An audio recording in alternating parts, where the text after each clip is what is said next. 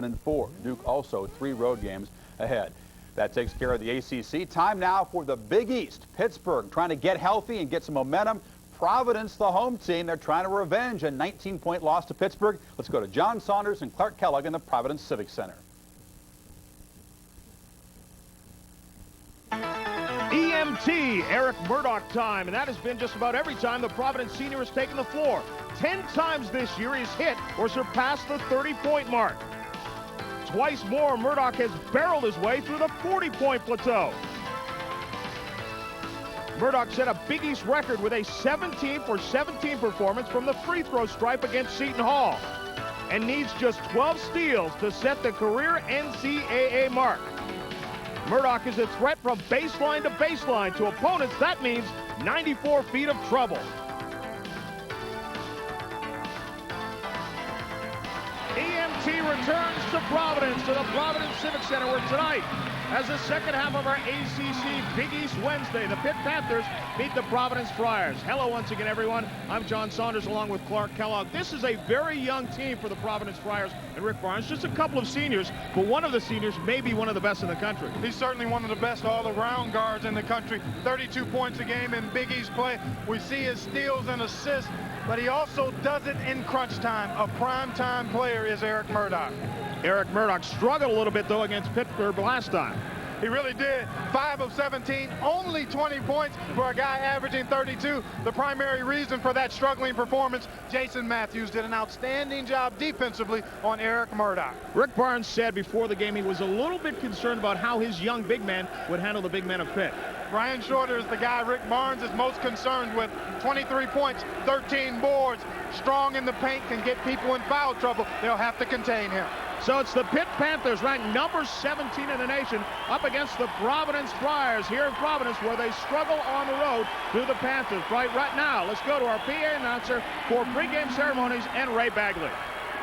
As part of tonight's national broadcast, Providence College and the Providence College Athletic Department ask that you join together in a moment of silent prayer and reflection that a resolution to the conflict in the Persian Gulf is gained quickly and without loss of life. And most importantly, join us in hoping for the safe return of our brothers and sisters serving the United States halfway around the world. Ladies and gentlemen, to honor America, we ask that you join Ronnie Rose in the singing of our national anthem.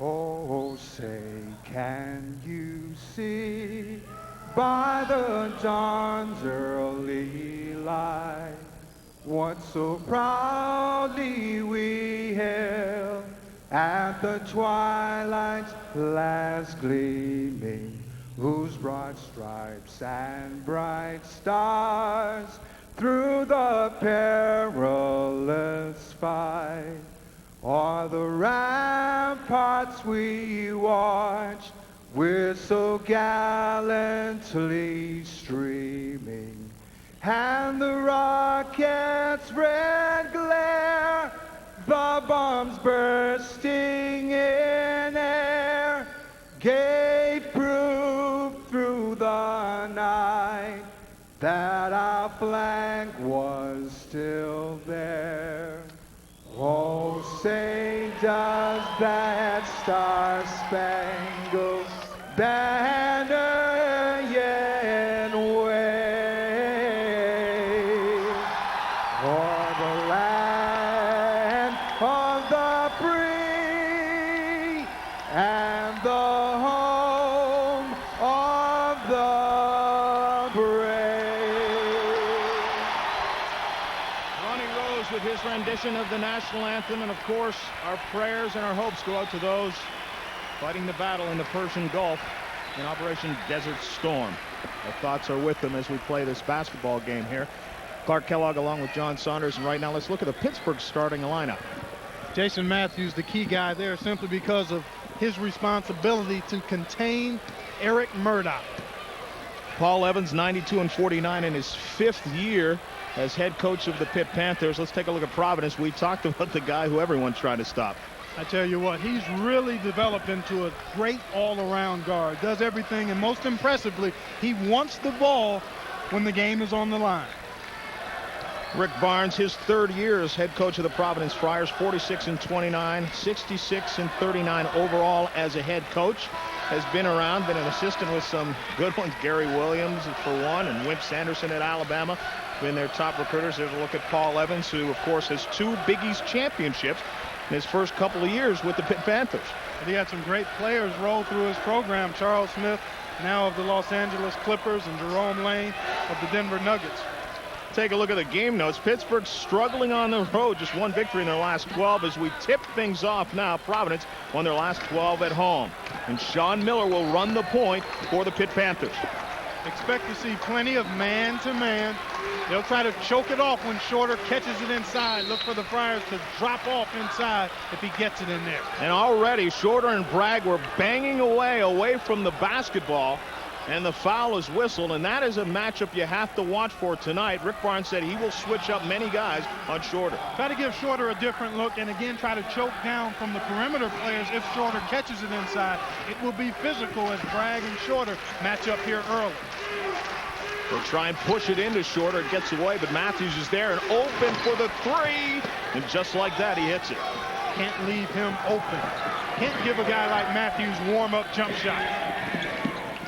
Murdoch gets his man Matthews in the air. They wave off the basket. They say he traveled. Pretty good call. He lost balance on the pump fake. Eric Murdoch upset about the articles written in the Pittsburgh papers after the last game. I talked to him prior to tonight's game, and he talked about how the Pittsburgh press really played up the fact that Jason Matthews had locked him up in their last meeting. Miller stripped of the ball momentarily, but gets it back. Morningstar, number 33. Miller's free for another 3-pointer, and they hit their first 2. Which is similar to the way they started about 12 days ago, knocking down perimeter shots, and that makes it easier for Shorter to get the post-up position he likes. Sadler had a great game against Connecticut, can't hit that one. Then the foul is called on Turner, who tried to follow. You know, when you talk about this game, a few keys for Providence. One, they have to take care of the ball and good shots. Inside defense, which we talked about at the top. And then they also have to shoot the ball well themselves. For Pittsburgh, very simple. They want to control tempo, contain Murdoch, and rebound the basketball. Miller around the pick of Morningstar. The shot doesn't go. And eventually McDonald hauls it down.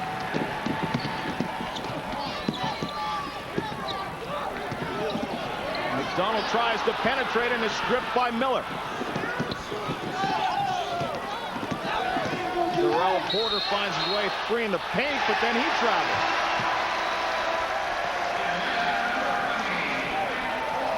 Of the Pittsburgh players, Darrell Porter would most enjoy the running game. You know, talking to Paul Evans, he talked about how he wants his team to control tempo and how easy it is for Darrell Porter to get caught up into Providence's pace. And there you saw evidence of that with the travel. Trent Forbes, the sophomore, is in the game at point guard right now as McDonald takes a rest. Key player for the Friars is Trent Forbes. Sadler falling away, and again the Friars come up empty.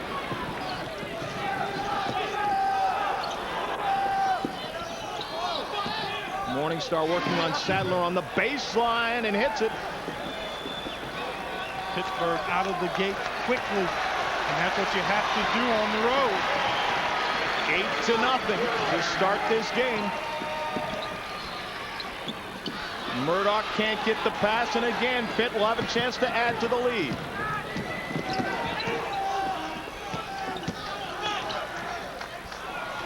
Wide open as Porter doesn't want the shot. But there to hit is Brian Shorter, the big force in the middle. Once he catches in there, John, he's so strong from his forearms through his fingertips that you're not going to deny him a shot. That's the matchup Rick Barnes was very concerned about. How to stop Brian Shorter. Well, Pittsburgh has done it just the opposite of the traditional way. They've established an outside-in game, knocking down a couple of perimeter shots and then going to Shorter. Usually you see it the other way around, inside out. Friars have turned the ball over 3 times already in this game. It's Murdoch off the glass, nowhere near the mark.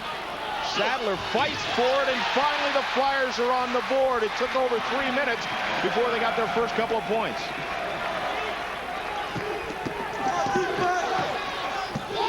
Morningstar hangs and lets it go with one hand. Pitt clearly looking like a team that wants to take one on the road, and that's what you have to do when you're the visitor. You must be the aggressor and the assertive team. Murdoch working on Matthews, has to change the shot, and again off the mark.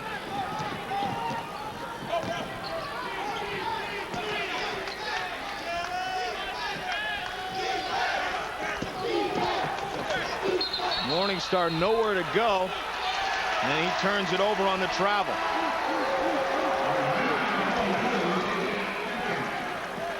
Dickey Simpkins, the big freshman, checks into the game for the Providence Friars. Sadler will get a rest. Simpkins gives the Friars rebounding. He's averaging 10 a game, second in Big East play, but also he gives them a defensive presence with his shot blocking ability. And they hope he can set a big pick to get Murdoch free. That's Forbes, who's short with it. Gets it back in the paint off the glass, can't get the roll. Comes back to Murdoch. And finally, after a number of shots at it, Tony Turner is the one who converts.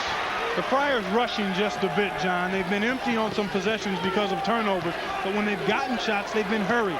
Good defensive pressure, but I think it's more the Friars trying to do too much too soon. They forced the turnover this time. Turner gets it to Murdoch. Murdoch's open and cans the three-pointer.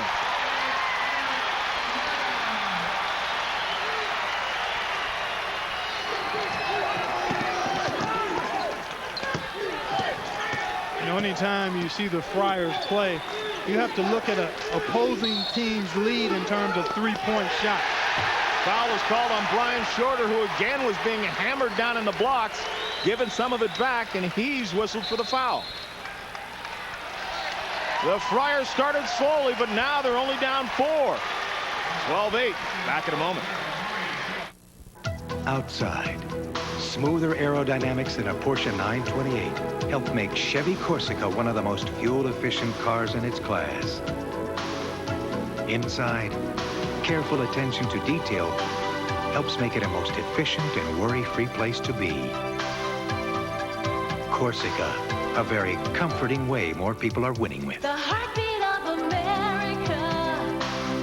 That's today's Chevrolet. Ready for some good news? If your car is in an accident and you have Allstate insurance, you can leave it in our hands. Allstate's recommended pro shops can do everything, including the estimate, in one stop.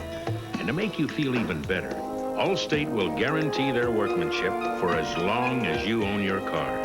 Well, that's the news. Now, be careful. You're in good hands with Allstate, a member of the Sears Financial Network. Die Hard, America's most trusted replacement battery. Its breakthrough design gives you more power and more confidence from the start. Sears Die Hard, more power when you need it most. I'm fighting to your peppermint patty. I get the sensation that it's snowing like crazy. The roads are blocked and they won't be clear till spring. York Peppermint Patty. Get the sensation. There are the vital numbers in front of you. The Panthers by 4. How important is it to contain Murdoch? Here's Matthews getting help from Morningstar on an excellent jump out, and they force the ball out of EM's hands. You'll see an awful lot of that tonight. Matthews, who did a tremendous defensive job on Murdoch the last time out. He should look Pittsburgh 5 of 6 to start the game. And they've done that with a balanced attack. They've had a couple of three-pointers, and they've also had some shots inside. Murdoch free momentarily, just throws it up and it won't go. Simpkins is open in the lane, gets the roll. There's the full court pressure the Friars like to employ after makes. A good bounce pass and the jam by Shorter. Hello. the way to attack the pressure with the flush at the end.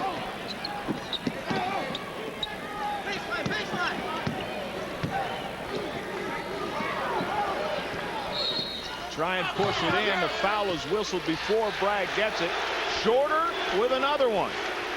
I tell you what, the action in the paint is going to be very physical tonight.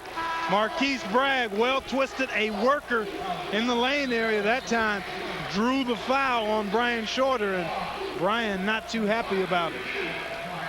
Still over 14 minutes to go in the first half. Shorter picks up his second one quickly.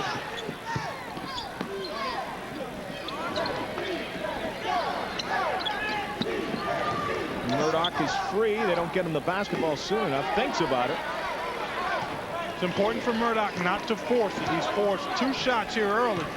He needs to settle in and make sure he worked without the ball to get himself in position for good shot opportunities.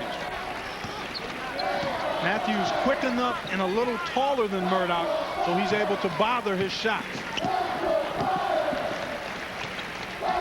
Braggs wants the ball down in the blocks. They don't get it to him either.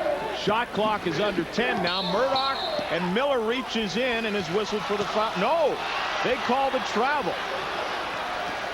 Right now the Panthers doing a nice job of stepping out on Murdoch when he tries to catch the ball in the foul line area. As a result, he's hit just one of his first 4 shots and has turned it over a couple of times as well. Morningstar free. Miller sees a seam, dishes it off to Shorter. Great take by Sean Miller, the defender coming out off balance. Excellent time to penetrate. Simpkins, the big guy, a little out of control, and he's called for a travel. Well, I highlighted a few keys for Providence, and one was turnovers. And Miller on a beautiful take here with the prime purpose to draw defenders and get it to Shorter, who's an excellent finisher inside. Friars make some changes. 33, Chris Watts is into the game, as is Fred Campbell, number 25. Morningstar takes it in and gets bumped as well. I tell you what, the way the Panthers have attacked the press, the Friars might be well served to shelve it. Excellent spacing. Good diagonal pass here. Now Morningstar puts it on the floor. Look at the spacing here. They're not allowing one guy to play 2. That's just excellent use of floor spacing and the pass to break the pressure.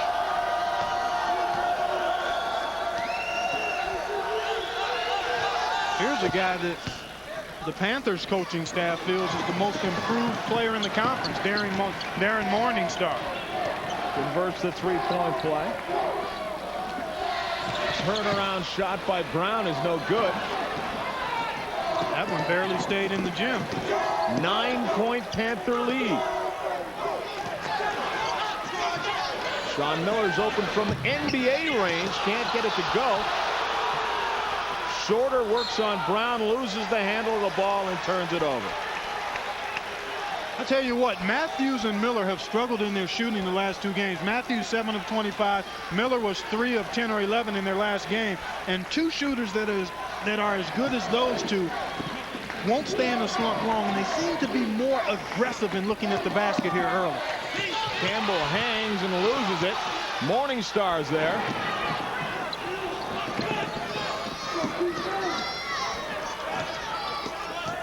I'll tell you, this Pitt team is really aggressive at both ends of the floor.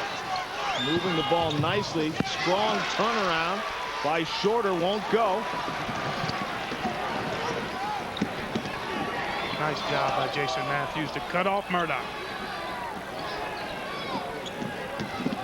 Watch with the ball now. Number 33 is another 3-point threat as Murdoch finds an opening for a moment and takes advantage. Well, I talked to Jason Matthews prior to the game. I said, Jason, what do you do to contain Murdoch? Well, he said, I want to keep him in front of me, Clark. I don't want him to drive around me. I'll give him the jump shot. A good offensive player, you cannot take away everything. You have to give him something. Well, as you say, they're happy with holding him to 20 last time they met him, so that tells you something right there. Again, some banging going on underneath. And this time it's Shorter who's applauding the foul called against the Friars. It's a 6-point game. 11:31 to go here in the first half. Paul Evans has the lead. It's John Carlson on the phone from Los Angeles again. Carlson? He's from Apple Computers ad agency. They want to do a commercial about us. Would we get to be in the commercial? No, because we can't do it. Why not? Over the past 15 months, we've doubled our productivity. We've cut development time by 1/3. That's what I mean. Why would we go on national TV and tell our competition exactly how we did it? It's a good point. It was a dumb argument. It all started when she said she went to the GM dealership for an oil change. How long did it take, I asked. Less than 29 minutes, she said. Look, what, did they do anything else or just change the oil? She said they checked the fluids and everything. In less than 29 minutes? Guaranteed. She said, no way, I said. Then she said, why don't you ever believe me? That's when I knew I was in trouble. Thanks. Your GM dealer's serious about putting service back in the service department. So try Mr. Goodwrench Quick Lube Plus for a change. 160 horses. That's what Chevy S10 packs into the biggest V6 engine ever put in a compact pickup.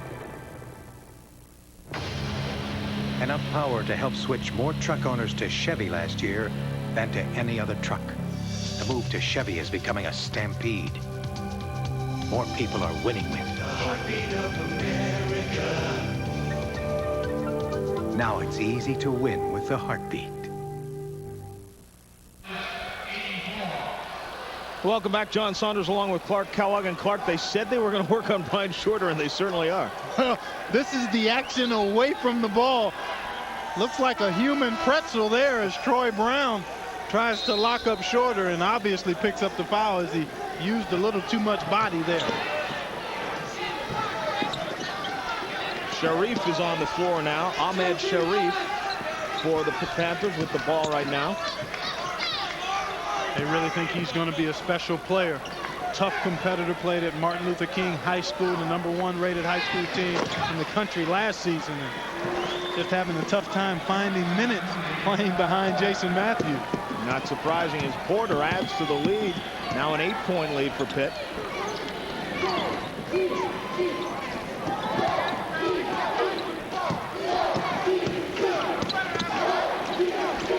Nothing really easy for the Friars. The Panthers doing an excellent job jumping out on screens, challenging the ball, challenging shots. Doing a tremendous job of defense, and really Pitt at times has been accused of not playing a very tight defensive game, but certainly early tonight they are. Well, I think it's a testimony to their added depth. They can keep people fresh. Bragg with the follow, but still can't get it to drop in. Porter spinning in the lane, pushes it out to Miller, back to Porter. On the baseline, no good. Morningstar may have pushed off trying to get the ball. Almost got away with it. Just a little too obvious. If you're going to use your hands on the weak side, you have to keep them close to your body. Once there's too much space between you and the guy that you push, your hand is out there to be seen, and that's what happened with Morningstar. You didn't push anybody when you played, did you? Well, I never got caught pushing. Murdoch driving, hangs in the paint, can't get the roll. Quickly, there's a foul underneath. It looked like Tony Turner was trying to play tackle in there. Tony Turner trying to pressure the dribbler. Tony didn't practice yesterday, was bothered by the stomach virus, but seems to be okay here tonight. Nice little runner here by Murdoch. He usually goes left. There he beats Sharif right and just doesn't get the roll. Also on the floor for Pitt, number 24, Chris McNeil, who's a sophomore out of Richmond. He's having a tremendous year, averaging 8 a game off the bench. There's a little jump hook from McNeil. Big hands, soft hands, a nose for the ball, and right now probably the newcomer of the year in the Big East. If you took if you took a poll today, because he's averaging 14 points a game in league play with 60% field goal shooting. Turner's shot is long, and a long rebound is grabbed by Pitt. The lead is now at 10.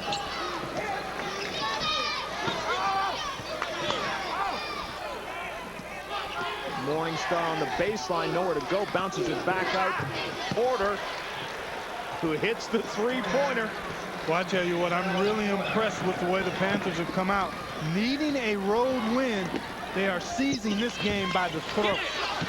And Providence continues to struggle, even in close. Bragg loses at that time. Or rather, Sadler loses it. Open is Miller. The shot is long. McNeil with the big rebound. Drops it down as Pitt continues to put on to the lead. 15 now. Timeout for the Friars. Things are starting to get a little bit out of control for Rick Barnes and Eric Murdoch. They're down 15, 8:35 to go in the half.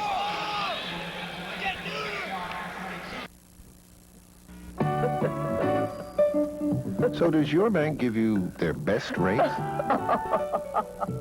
North Star does with the North Star One account. The best rates?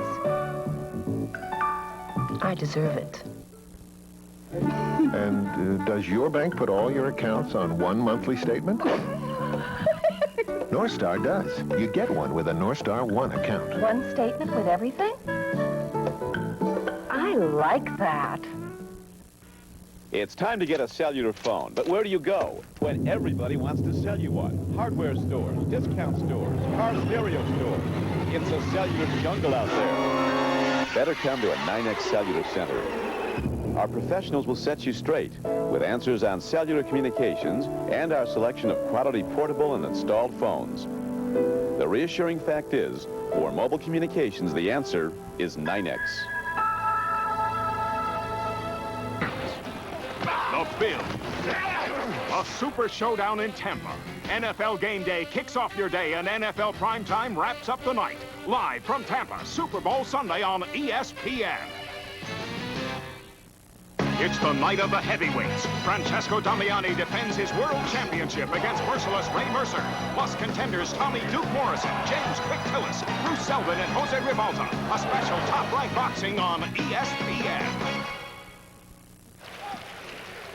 Want to remind everyone, tomorrow night from the Metro Conference, Southern Miss, number 15 in the nation in Louisville. Bob Carpenter and my Monday night partner, Jim Valvano, will be on that game. Then in the Big Ten, Wisconsin and Northwestern. And then the Pac-10, Arizona and Stanford at midnight Eastern time. Pitt on a 9-0 run in the last 2.5 minutes or so. Eric Murdoch open for the three and cans it. Well, he's knocked down 3. That's the only way he's scored. Otherwise, it's been a struggle for the Friars. The full court pressure, and Morningstar at 6'10" has to bring the ball up the floor. He's quickly double teamed, but then Murdoch reaches in. Well, see, Marvin Sattler didn't contain Morningstar. You can't let a guy 6'10" that's not a ball handler dribble it up the floor. Sattler got himself out of position and really disrupted his team's pressure. You've got to contain a big guy in the backcourt off the dribble. The pressure, as you say, was effective to that point. Miller almost didn't get the ball in bounds. Miller is open. The three-pointer is long. The foul is whistled. Gandy Jordan, it looks like, was called as he may have pushed to get to that rebound. You know, Pittsburgh will shoot the 3. They're a 40% free throw shooting team. And the story in this one, folks, Pitt 12 of 17, 71%. The Friars 5 of 21. They are definitely struggling. McDonald around the pick. The shot won't go, and then it's out of bounds on the big bounce off the front iron. Boy, McDonald got an earful from Eric Murdoch about that quick shot. Really no inside game for the Friars. I mean, they take 18 three-point shots a game, and they want to shoot them, but they need to establish some balance at their offensive end of the floor. Again, the pressure just barely beaten by Pitt as Miller gets it across the timeline.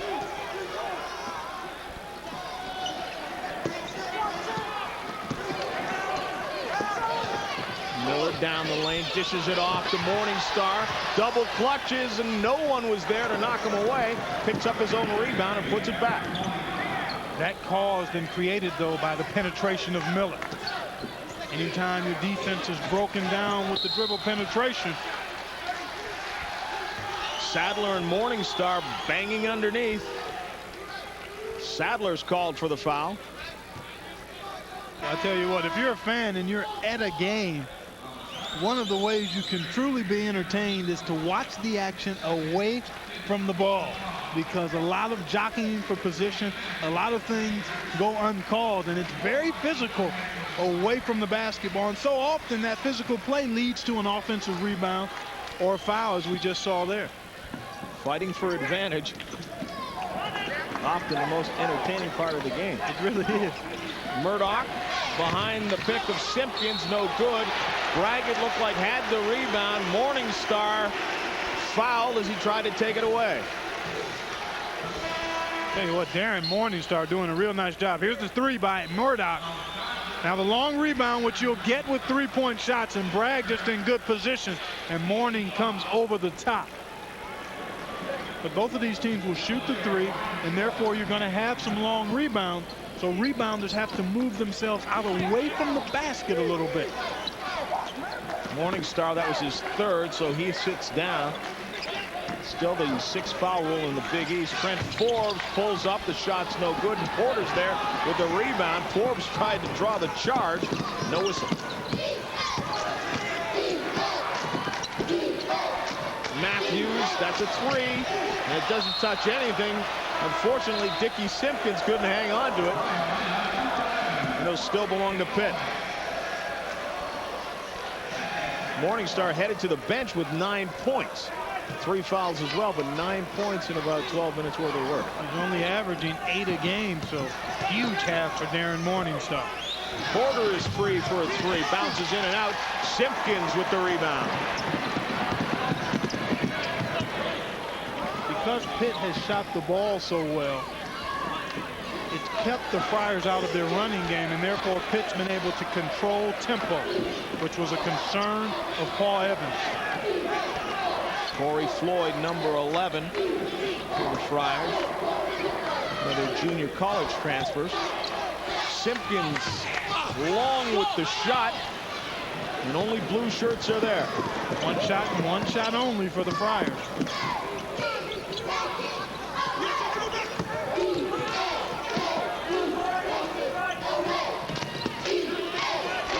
Jordan was cut off, gets it back to Porter. Swings and hangs in the lane. It falls, count it, and he's fouled. I think Darrell Porter is at his best when he's creating. That time, just a nice move off the dribble, kind of hung in the air. As you watch the penetration, again, it's an excellent time to penetrate when the defender is coming at you. And that's what Porter did to beat Floyd, and the reach in and the finish. And Porter with a chance for a three. And Rick Barnes has to be concerned. The lead now is doubled, and that's before the free throw. It's now 33-16 Pitt. This is shocking, John, to be quite honest. I mean, Providence coming off a huge win at UConn. Bragg kisses off the glass. They just can't get any shots to go. When they do get some good ones, they aren't falling, but they aren't getting a lot of good shots. Everything is contested and everything is challenged. Floyd just loses it. Watts for three, and he has it.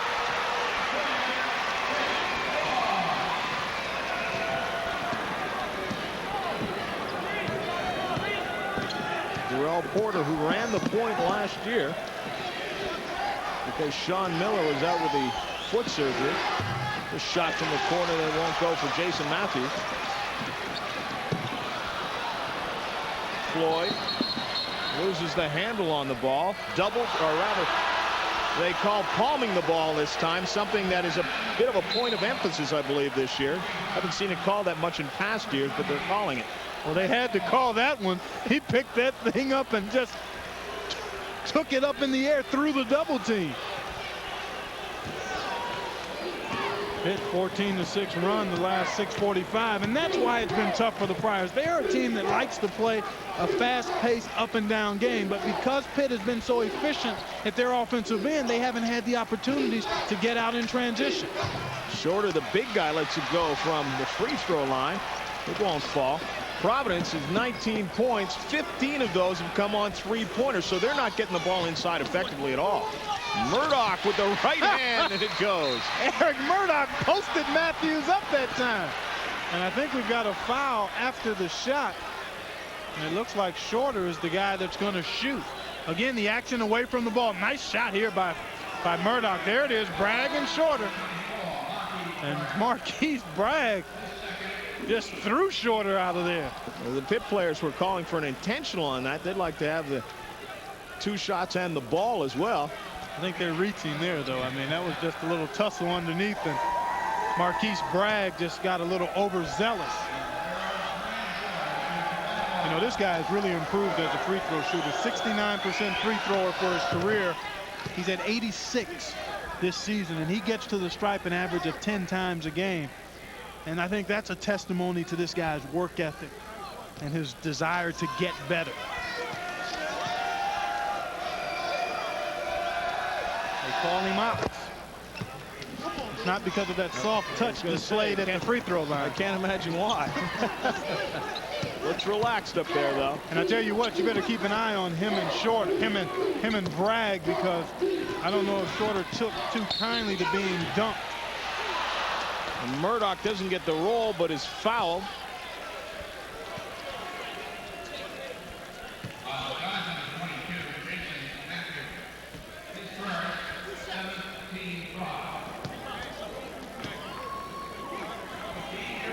.356 to go here in the first half. I want to remind everybody, Saturday at 1 o'clock, Xavier in South Florida. Murdoch short on that first free throw.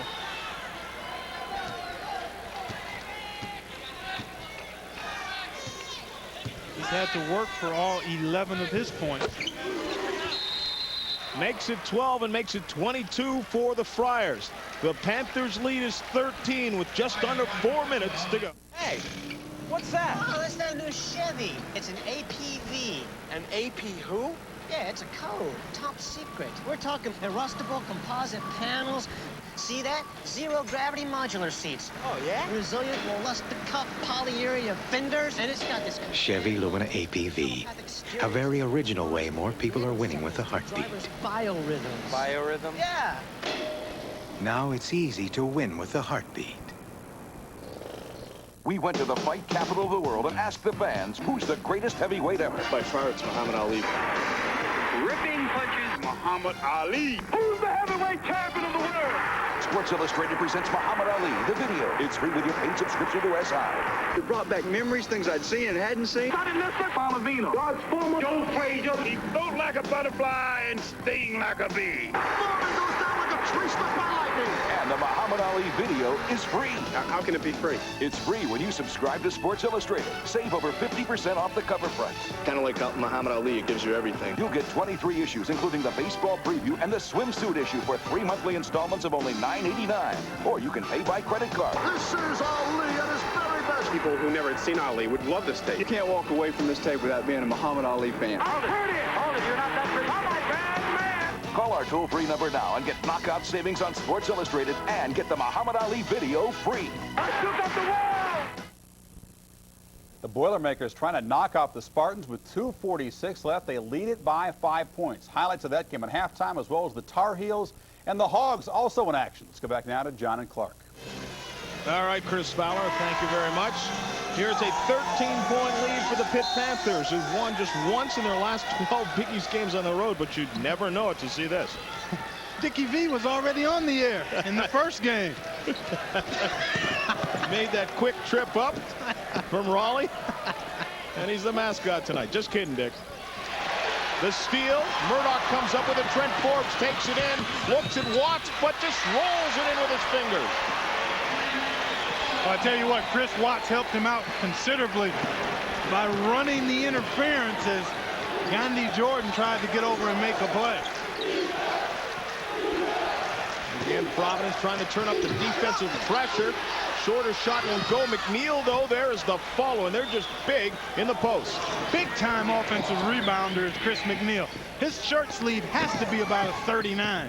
Long arms and a nose for the ball. Murdoch on the baseline, and quickly it was Matthews who gets called for the foul. I'm not sure I even saw that one myself. Matthews was protesting. He may have something. Maybe one of those Casper fouls. Let's take a look away from the ball. Murdoch trying to get loose on the baseline, and there's the reach in. There's the reach in. A little bit of a delayed whistle, but Mickey Crowley right on top of it. You know, the Friars in a real good position to make a run here, John. They're a good three-point shooting team. They've just won a big game on the road, coming from 17 down against UConn. So they're not worried about the deficit because they're not shooting it well. They're over the limit. Both teams are shooting free throws now. All they need is a good defensive stand and get some shots down. Marvin Sadler checks back into the game as Troy Brown sits down. Murdoch with a pair of steals tonight, needing now just 10 more. Become the all-time leader in NCAA history. Just a matter of when. Forbes doing a good job staying in front of Miller. Miller with the hard pass to McNeil. He didn't see it coming. I don't even know if that was really intended for McNeil. A little too hard for the distance between the players. Murdoch works around one, pick in between players. A nice follow by Marquise Bragg. Penetration not only gives the driver a chance to make a play, but it also opens up lanes on the offensive glass. And again, Forbes turning up the pressure on Miller. Porter falling away. Can't get it. Murdoch comes away with it. Great look. Chris Watts, his shot is no good. But Bragg follows. It'll be whistled off. The foul was called before he got the shot off. Here they come. Again, the transition opportunities. Four-shot defensive board. The Friars get out and run. Penetration, good shot. Now you've got a chance for offensive rebound. Here we'll take a look. This is a great shot off a nice pass from Murdoch. Watts misses, but look at Marquise get to the inside position and was fouled prior to the shot. Here they come in transition. Now watch the penetration create the passing lane. He's beaten 3 guys already. There's help coming. Chris Watts spots up behind the triple line. That's good basketball, folks. And what was a 17-point lead has been cut down to 9 at 37-28. Pitt now needs to settle down. They've rushed their last 2 possessions. Jones, it is shorter. He's stripped by guess who? Eric Murdoch. He's bumped a couple of times, no whistle, and Porter comes back the other way. Matthews open for 3, and he has it. Hello! The crowd lets the officials know they wonder where the foul was coming down the other end. Again, Murdoch's three-pointer rolls in and out.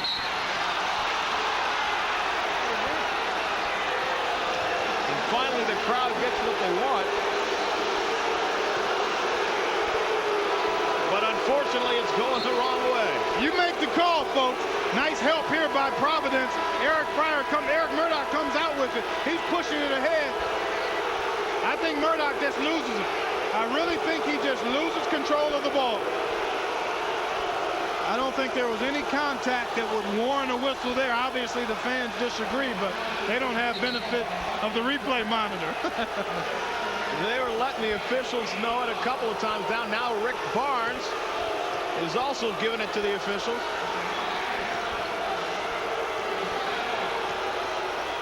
Typical Big East affair. Antoine Jones misses. Out of bounds. Belongs to Providence. Hot and heated. We better strap ourselves in here, John. I'm telling you, it's not hard to see why the Friars have success at home. This crowd is as loud as it gets. Boy, Matthews and Murdoch really going at one another. Matthews called for the foul. He thought maybe Murdoch pushed off on him. You know what? He may have had a case. Take a look. We talked about these two at the top. Murdoch loves to go left. There's the foul. Matthews wanted Murdoch to be called for pushing off a little bit with that right hand.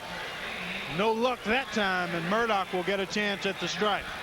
That's 3 fouls for Jason Matthews as well.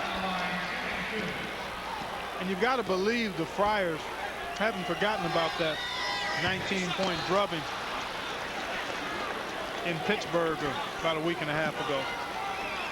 Eric Murdoch with the 14 points there, but struggling a little bit right now from the line. Missed a couple in a row. Gets that one. Here's the pressure.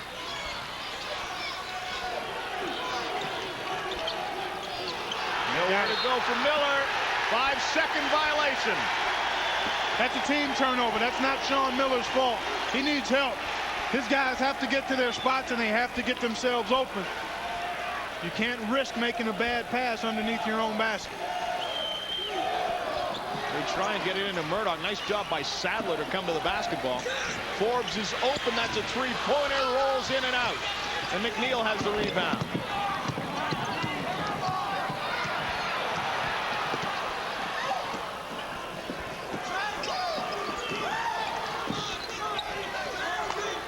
Under a minute to go now. 11-point Pittsburgh lead.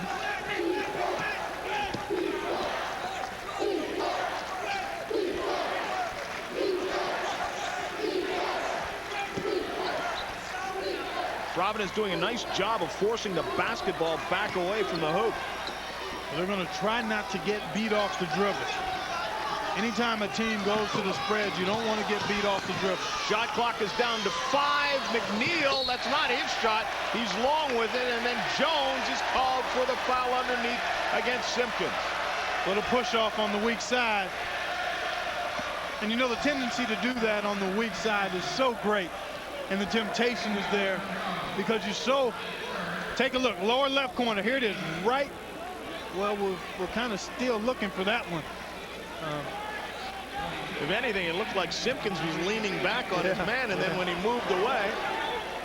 Well, from that angle, we couldn't see it. But I did think he had pushed off as it actually happened. These will all be two-shot fouls now as Pittsburgh go over 10 for the team. Friars hurting themselves at the stripe here. They could have this under double digits if they make a few free throws. Simpkins gets one of the two, and the lead is at 10. And again, the full court pressure. Need to get somebody to the middle now. Shot clock is off, so Pitt can hold it if they'd like.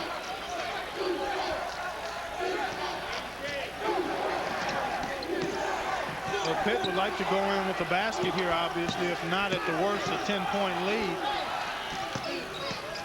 Jones on the baseline. That could be a charge. And it is. So with 6 seconds left, the Friars will have a chance to get it under double digits. Here you'll see Jones penetrate. That's Sadler that steps in, doing a nice job to draw the charge. Plenty of time to get a shot. Forbes stepped on the line, out of bounds, and turns it over with 2 seconds left. Just the same, the way things were going, I would think Rick Barnes has to have some reason for optimism, being only down 10 if it stays at that going into When you're the Friars, 10 points is a 3-possession deficit. McNeil falling away, nowhere near it. So at halftime, the Panthers of Pitt have a 40-30 lead over the Friars of Providence. Chris Fowler back with halftime in just a moment. We're in the Big East on ACC Big East Wednesday. Even when the weather doesn't behave, Chevy Astro does. It offers the security of all-wheel drive and standard 4-wheel anti-lock brakes. The technology that's built into the Chevy Astro is designed to help you stay in control. What you put into Chevy Astro is up to you to control. More families are winning with the heartbeat of America. Now it's easy to win with the heartbeat. It begins with seduction. What a team we'll make. You won't regret this, Roy. It leads to betrayal. You're working some angle, and don't tell me you're not, because I wrote the book. It ends in murder. You haven't got the stomach for it. Rolling Stone calls The Grifters a brilliant thriller, suspenseful and erotic. Now you're trying to rope me. Who's conning who? The Grifters, a Martin Scorsese production, a Stephen Frears film. Rated R. Starts Friday, January 25th at a theater near you. I'm waxing philosophic about how to spend all the money I saved on my new Geo tracker when it hit me. Way cool. Getting to know you. Hey, how about low? How low can you go? Oh, yeah. Wild. Yo, park the car, Jeeves. Nah. Get to know Geo Tracker. Then go a little nuts. Of course, a stereo would be nice. Getting to know you.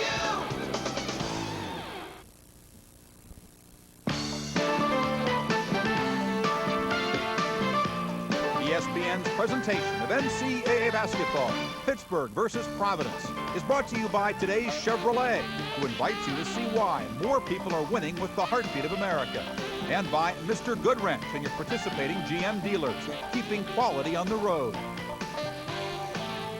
So Pittsburgh going for the sweep of Providence, up by 10 points at halftime.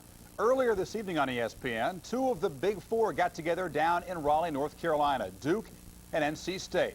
The Wolfpack tough to beat at home. They come in with an 8-0 record at home, and Duke hadn't won there in the last 4 years. The Wolfpack had the beat, and the Blue Devils, Dick Vitale, into it.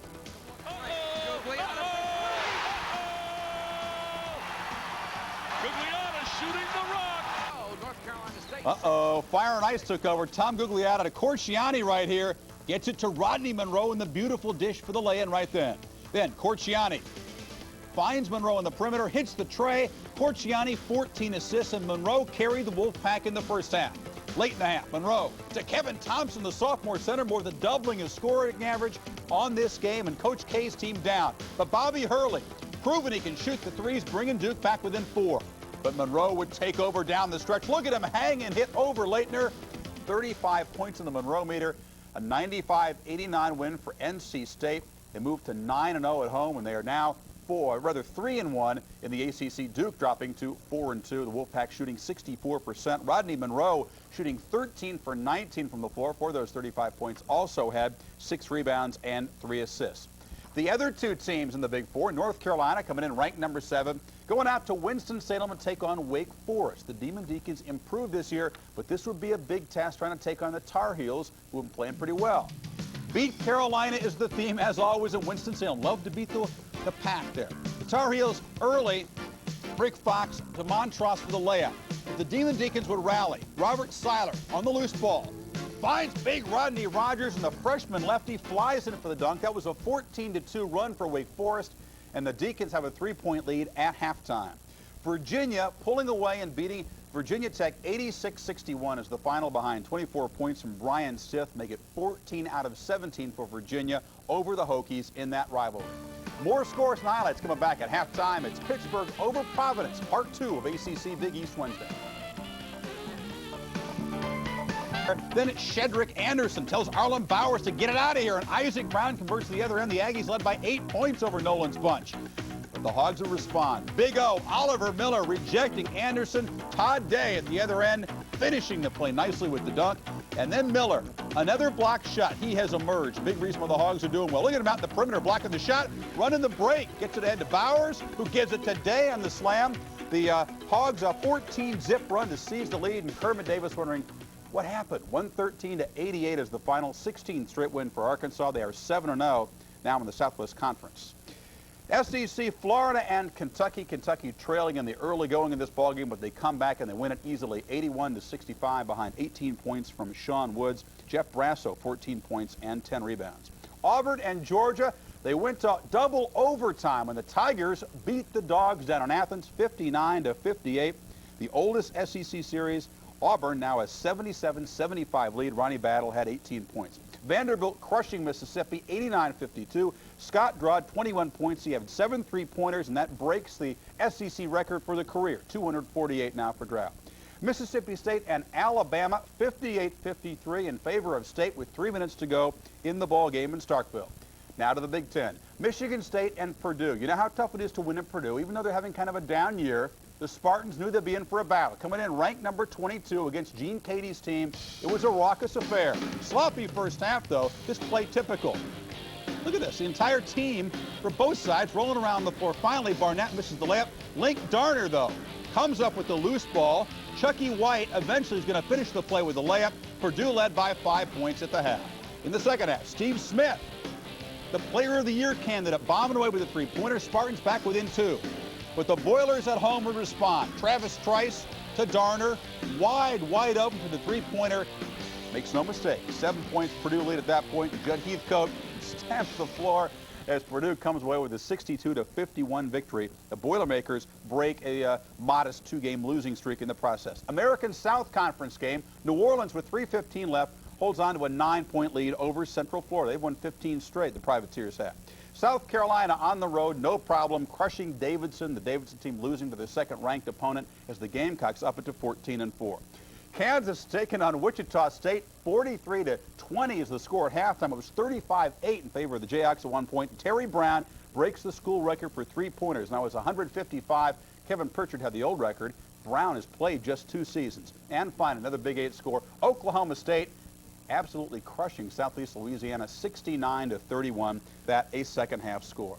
Couple of more scores to tell you about when we come back. ACC Big East Wednesday. It's Providence. Some work to do. Down by 10 points to Pittsburgh at halftime.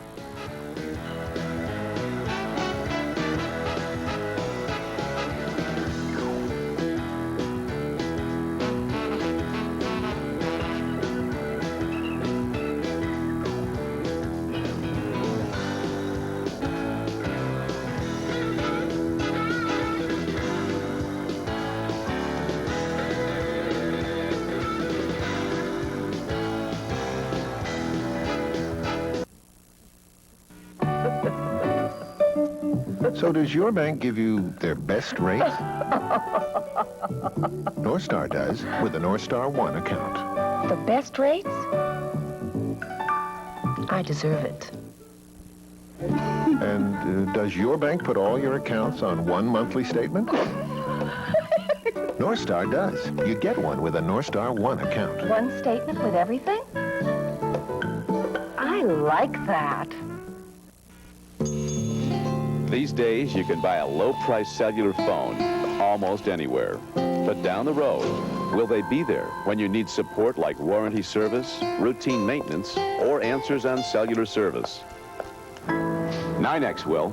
9X Cellular Centers will help you at every turn, even if you didn't buy from us. Don't go it alone. Go with the experts.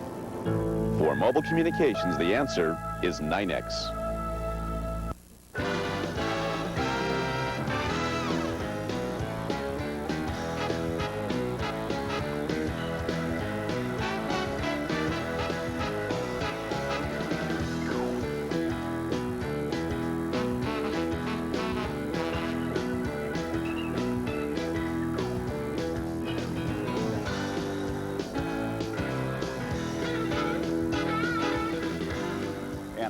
Scores to update you on. First of all, in the Southwest Conference, TCU lost their first ball game in the conference to Arkansas last week, taking on Houston, and it's 64-56 in favor of the Cougars, 8:20 to go in the ball game. Rice and SMU, 1-point lead for the Owls at the halfway point of the second half, and DePaul has beaten Drake. It's now a final, 92-71, behind a big game from David Booth. When we come back after this break, it's back to John Saunders and Clark Kellogg. The second half from Providence. The Friars need this one for a possible NCAA bid. Hey, that's not us. That's not us. We're down here. We're Daihatsu from Japan, and we're new in the neighborhood. So you haven't seen a lot of Daihatsus here. Not yet. But as word spreads about Daihatsu quality, we'll grow bigger, and we won't get a stiff neck from looking up at the neighbors. Daihatsu charades and Rocky 4x4s. It's not how many we make, it's how we make them. Stretch it out. Stretch it out. Caramello. Chocolate and flowing caramel. Caramello. It's powerful. It's 110% protection. Speed Stick deodorant. Made just for a man. It has no alcohol to evaporate. Its protection doesn't fade. Speed Stick, 110% protection. By Mitt.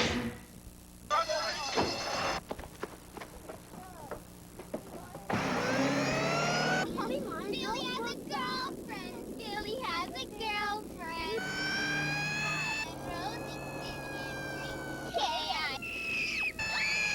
Rosie,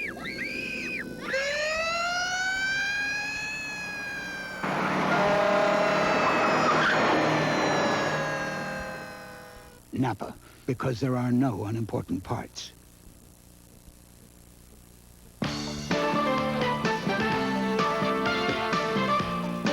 ESPN's presentation of NCAA basketball, Pittsburgh versus Providence, is brought to you by Speed Stick Deodorant. The wide stick gives you the edge. Speed Stick Deodorant by Menon. And by Napa Auto Parts, because there are no unimportant parts.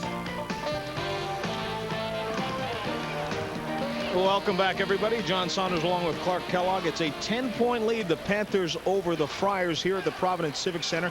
And Clark, Eric Murdoch, the guy we talked about off the top of the show, he really has done the job, although early some ill-advised shots. He really struggled. Jason Matthews a little taller and quick enough to bother Murdoch. And this shot you're going to see is not a shot. It's a throw and a hope because of the defensive pressure by Jason Matthews. Providence struggling inside as well. They couldn't get the guys hit it outside, and then inside they couldn't either. Well, they shot it poorly throughout the half, and here you see an example of that. Decent shot by Bragg, rebound by Sadler, and he's going to grunt and groan and never gets it up on the window, and Pittsburgh off running the other way. Meantime, here's the thing that Rick Barnes was afraid of. Inside play. Morningstar going to miss the initial thrust, but stays right with it. That created by the dribble penetration of Sean Miller. As a result, you can see Pittsburgh with 23 points from their front court. Providence just 9. A little later on, though, Eric Murdoch would get it together. Well, you don't keep EM down for long, and here he gets a good shot, a good look at a three-pointer, and buries it. Eric Murdoch has half of the points for the Providence Friars with 15, and half of the Friars points have also been coming from the three-point range, 5 of 12, which is a much better percentage than their overall field goal percentage. And you look at the deficit, they're down 10. They're very much still in this one. Pitt has shot it extremely well by virtue of getting it inside. Rebounds about even, points in the paint, the huge difference. Three-point shooting about even. The Panthers are 40% three-point shooting team, so no surprise there. Do you think Providence just keeps letting it fly from outside because they're struggling, or will they try and push it into guys like Bragg and Sadler? The lead at one time, I think, was 17, was the largest lead. And Providence able to cut that down because they stopped Pitt offensively, defensive rebounded, and got some easy shots in transition. They must do that. They have to be good defensively, rebound the ball, and he will get going eventually. Yeah, Eric Murdoch just kind of leans in and lets it go with the right hand.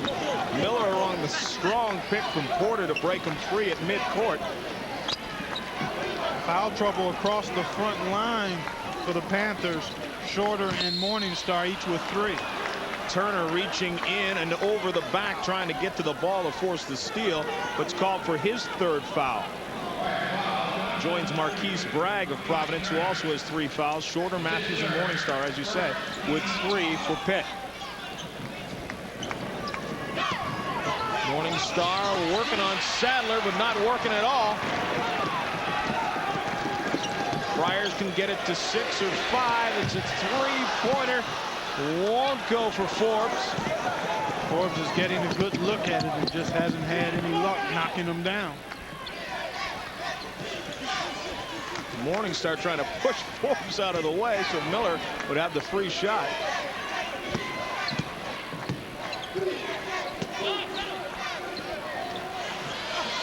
That's Miller's 3 that won't go. Kept alive, and Murdoch comes away with it.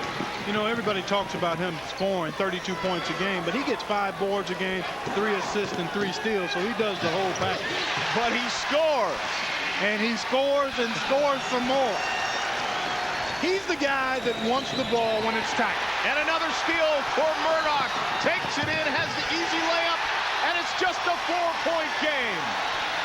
Oh, Eric Murdoch, he's got all 6, and he's ignited the crowd and his squad. Rick Barnes said the other night against Connecticut, they were down so big, he just said, I'm not even going to worry about winning. Let's just go out and say we played a good 20 minutes in the second half. He certainly has that philosophy working again here, and it was only 10 at halftime. Morningstar leans in and gets the 2. Murdoch reverses it. The transition game, and that after a made field goal. Pitt just not picking up the ball quickly enough.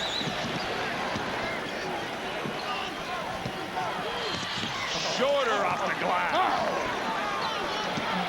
Great post-up position and the nice drop step.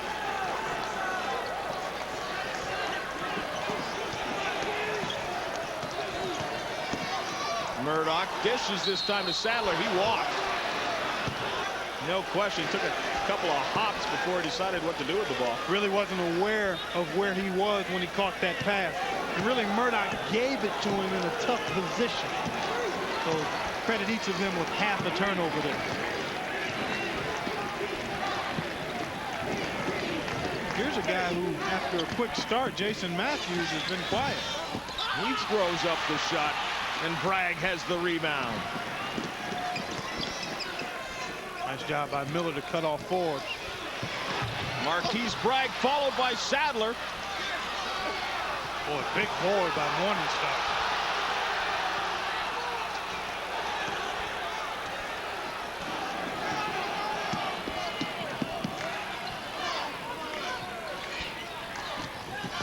Matthews fights free of Murdoch off the glass. Sadler was there. That time it's Turner who gets a hand in his face. And finally the foul is called against Providence. Only the strong survive in this one. They're letting them play tonight. And I wouldn't mind having on the jersey in this type of struggle, John. These are the fun ones. Hell yeah. There's the tough shot by Matthews. Now the battle for the board. Nice block there by Turner on Porter. Matthews again. And this time, man, we've got 3 or 4 guys on the deck.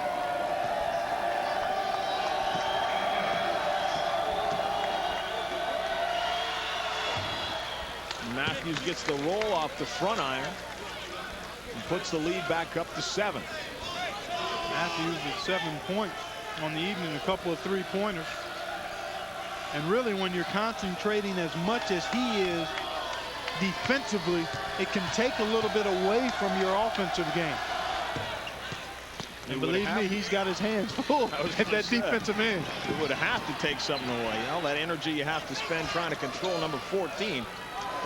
Sadler with Morningstar all over him. Murdoch spinning around Matthews, and Matthews picks up another foul, his 4th. Matthews wanted Murdoch to be called for the hook. And he's going to stay in, or at least he'd like to stay in. Let's take a look here underneath. Let's see if Murdoch gets that wing out there. Ooh, just a touch. Not enough, though, for the whistle. I've seen a lot worse than that, no question. Sadler on the baseline, turns around. Bragg with a tremendous follow. Oh, from nowhere, Marquise followed it home. Blocking foul called against Trent Forbes. This is Forbes' 2nd game back. He missed about 7 games because of some academic difficulties, and really was huge in the comeback win against UConn with 13 points. But look at Marquise get up and finish. Pretty offensive board. Shorter turns around and banks it home. That was sweet, too.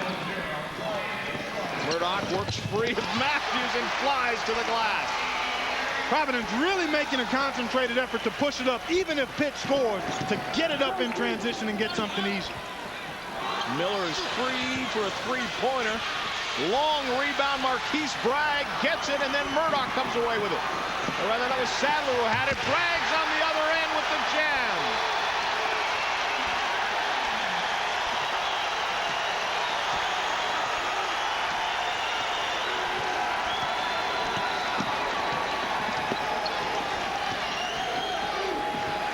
Matthews free of Murdoch for the jumper, and it's good.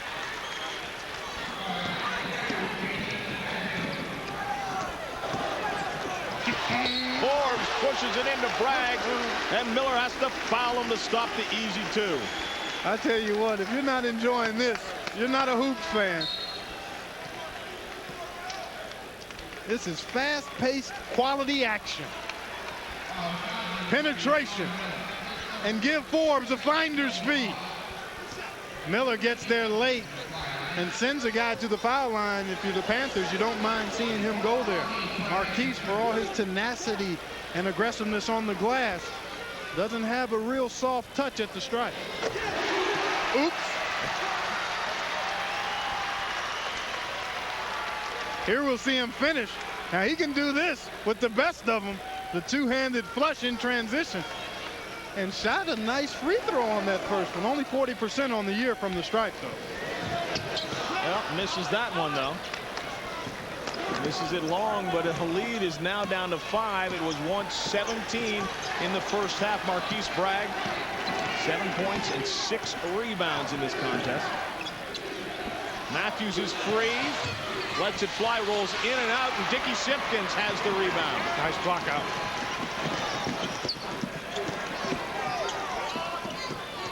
Forbes and Bragg with a give and go.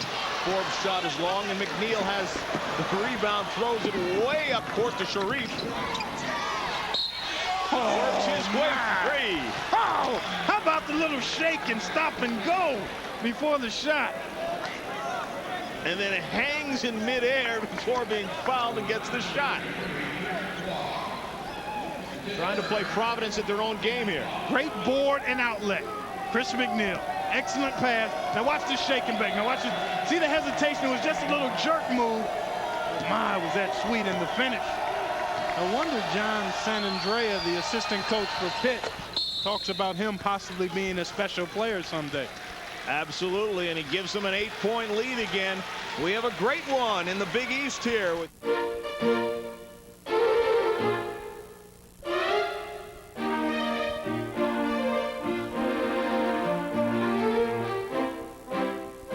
If after test driving a Sterling, you find another car with all of its standard features and appointments for $28,500 or less, we'll do more than congratulate you. We'll buy it for you.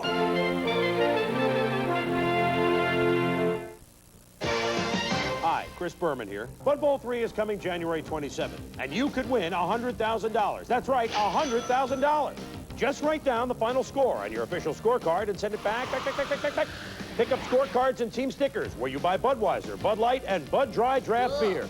You might even win an official Bud Bowl 3 Wilson football. Don't pass up your chance to win $100 grand. Bud Bowl 3, January 27th. Nice pass, Chris.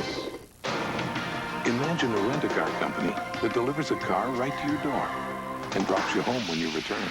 That's Enterprise. Here, let me help you. Enterprise, a special rent-a-car company that gives you special delivery. Soldier Field, Chicago. Over 300 dead batteries and 1 die-hard battery. Our most powerful ever jump-starts every one. Die Hard. More power when you need it most. It's the first Grand Slam event of the year, the Australian Open, the women's semifinal, Thursday at 2 Eastern time. We've been there all along here on ESPN. You won't want to miss it as they go to the exciting conclusion, see who walks off with the hardware down under. Eric Murdoch, 10 points in this half. He and Marquise Bragg have been doing all the damage. They've got all 15 of the Friars' points. And Trent Forbes has really gotten some good shots, just hasn't gotten them down. Murdoch, it won't go. Simpkins is underneath, but bounces it on the baseline and turns it over. I tell you what, Morningstar has really been a physical presence on both backboards. Even if he hasn't gotten the rebound, he's pushed bodies around to allow somebody else to get it. McNeil into Sharif, too hard off the glass. Murdoch comes away with another steal. Oh, look at that. Oh!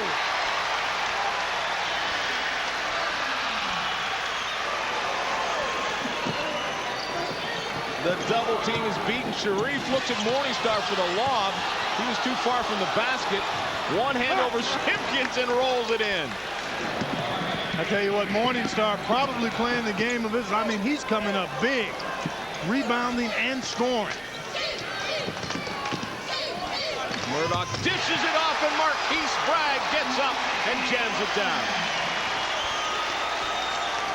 Pitt so far has done a nice job taking a pretty good punch from the Friars here to start this second half. And that's what you have to do when you're on the road. If you're playing from the front, you know the home team's going to make a run. Matthews leans in and gets the roll. And the Panthers doing a great job of standing up to the run by the Friars. And when you're a team coming from behind, you always have to worry about the opposing team taking your best punch. Sharif with the foul as Murdoch worked him into the paint. As they give Jason Matthews a bit of a break away from Eric Murdoch. He with 4 fouls now. They can't afford to have him pick up another one quickly. That's a good move by Paul Evans. And they're confident in Ahmed Rashid to handle Murdoch. He got lost there. You lose him for a second and you pay. That's a 3-pointer. Well, they set that down double screen, and Murdoch does a nice job of using 2 bodies to get open. Almost stolen. Matthews dumps it off the Morning Star for the easy 2. Boy, can't say enough about Pitt counterpunching the Friars. This has been a good run by Providence. Forbes finds his way free, but there were 2 men there to reject him.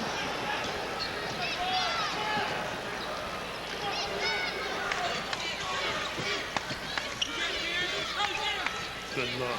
Porter is free. Misses everything just about. Sharif, though, gets the rebound. Rejected by Dickie Simpkins. Forbes was open. Wants to get close to the hoop. They wave it off, and they call the charge. What a tough night for Trent Forbes. He's gotten good shot after good shot. He hasn't gotten them down, and then when one falls, it's taken away because of the charge. You make the call. Morning Star, I think he slid right in and under him. I don't think that was a charge. I think he slid right in under him. And if anything, I also thought he released the ball before the contact, or at least close to it. Let's take a look. Simpkins with the denial, and that initiates it. And then Trent Forbes was whistled for the foul at the other end. And that's got one of the Blues brothers upset. Forbes will go to the bench. Ken McDonald, who really hasn't seen a lot of action in this game, one of the starters, is back on the floor. You know, you have to think 12 minutes to go. The experience of the Panthers really showing itself in them weathering this route. Matthews is short on the front iron, and Simpkins has the rebound. Murdoch trying to feed it into Sadler. Was knocked away. And we have a great one here in Providence. A 7-point lead for the Panthers. 11:44 to go.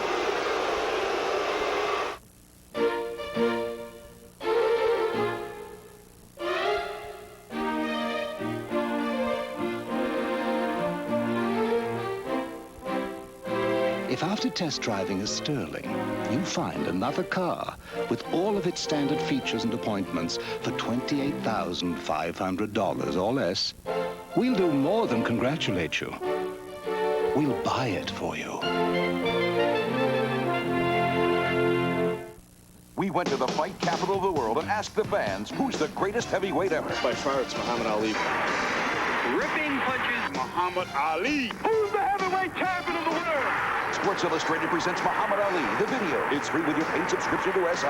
It brought back memories, things I'd seen and hadn't seen. Got it, Mr. Bonavino. God's former Joe Frazier. He float like a butterfly and sting like a bee. Foreman goes down like a tree struck by lightning. And the Muhammad Ali video is free. How can it be free? It's free when you subscribe to Sports Illustrated. Save over 50% off the cover price. Kind of like Muhammad Ali, it gives you everything. You'll get 23 issues, including the baseball preview and the swimsuit issue for 3 monthly installments of only $9.89. Or you can pay by credit card. This is Ali at his very best. People who never had seen Ali would love this tape. You can't walk away from this tape without being a Muhammad Ali fan. Hold it, you're not that crazy. I'm a bad man. Call our toll-free number now and get knockout savings on Sports Illustrated and get the Muhammad Ali video free. I took up the wall! It's EMT time here at the Civic Center. He steals and he deals. Eric Murdoch with the theft.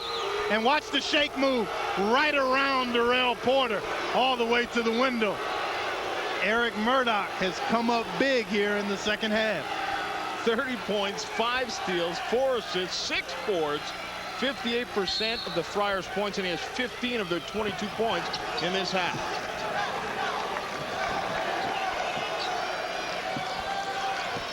Sadler moves around Morningstar, leans back and banks it in. Well, excellent patience. Wasn't in a hurry, looked at his options, then decided to do it himself. Boy, Darrell Porter got an earful from Paul Evans at that last timeout. I don't know what it was about. Maybe the three-point shot he took early.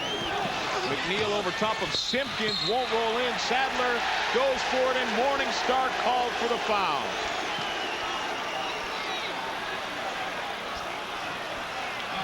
No, they're calling it the other way. Marvin Sattler with the push-off, and really didn't need to do that. He was in excellent defensive rebounding position. All he needed to do was squeeze the orange. Calling it the other way. This time it was Sadler with the foul. Morningstar tries to go around him, leans over top of him, and a nice drop. Huge, huge game. When you look at the absence of Bobby Martin and how that hurts Pitt's rotation and flexibility up front, Morningstar, the game he's playing, big-time performance tonight. Watts wants some help. Finally, Murdoch gets away from his man. Shot no good, and McNeil has the rebound. Porter going in around Watts. That is rejected by Eric Murdoch. He's showing us the whole card tonight, John. Showing us his whole game tonight. And the crowd responds.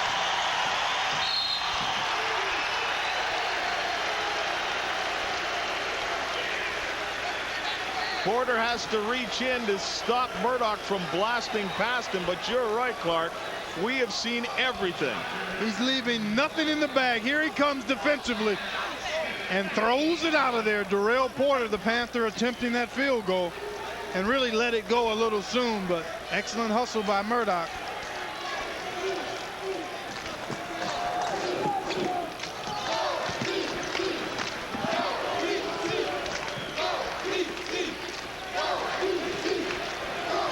Trying to work free of Sharif. Backs it out now. Good look. Watts can't get the shot to fall, and at the other end, Matthews goes for the home run. Leans in, it's good, and he's fouled by Watts. The Friars caught in poor defensive balance. The long shot by Watts. The other guard doesn't get back. That's either Murdoch's or McDonald's responsibility as Watts takes the shot. Look at Morningstar work for position, then head up immediately. Gets it out. Nice over-the-shoulder catch by Matthews, and the finish. And Watts, in his effort to get back, picked up the foul. Matthews puts it back to a 10-point Pitt lead. Matthews with 15 points in the game. Simpkins pumps it in there to Murdoch. He's fouled as he tries to kiss it off the glass. Good look at the young man who's doing it all. As his grandmother has been the greatest influence in his life. And I tell you what, she's got to be proud of him, the way he's playing now, all season long, as a matter of fact. It's a tremendous story. He was a great quarterback as a football player, recruited places like Miami and Penn State. Wasn't really highly recruited as a basketball player, and look at him now. One of the best in the nation. Above his average, right at his Big East average.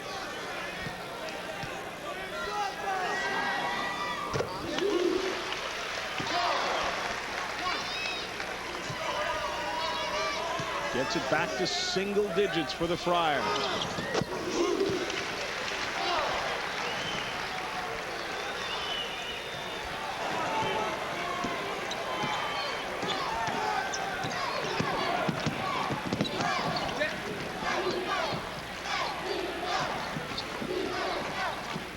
Porter dumps it into Morningstar. That's Sharif. Lets it fly. Bounces in a couple of times. Morningstar strong to get it back. Well, I tell you what, if they give out game balls, he better get one. Huge game scoring and on the glass. Turner from the corner lets it fly. No good. Sadler not called for a walk as he fell to the floor. Murdoch one-handed. Scrum on the floor for it, and the Friars come away with it.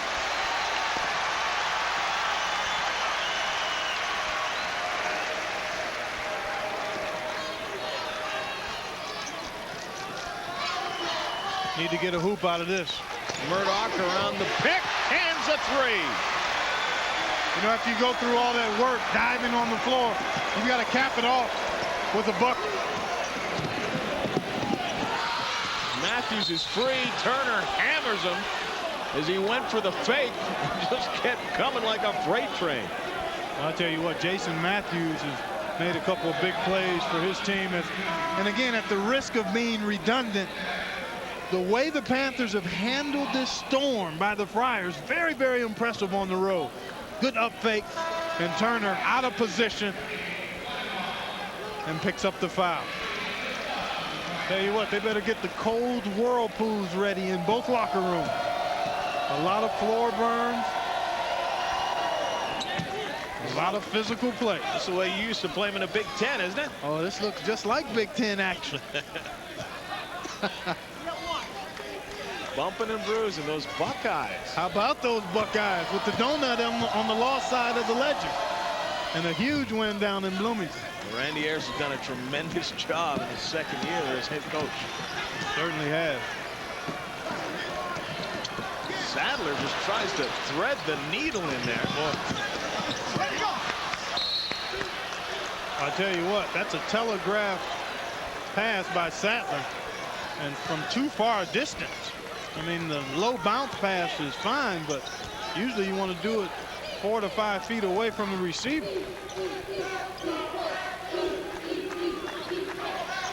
McNeil thinks about going over the top and then pushes it back up. That's Sharif. Way long. Nobody blocks out Porter. Follows his own shot again. Morningstar finally converts. Brian Shorter not even on the floor, and Paul Evans might have a tough time finding a spot for him the way Morningstar is playing. Braggs wants it around McNeil. McNeil has to foul him.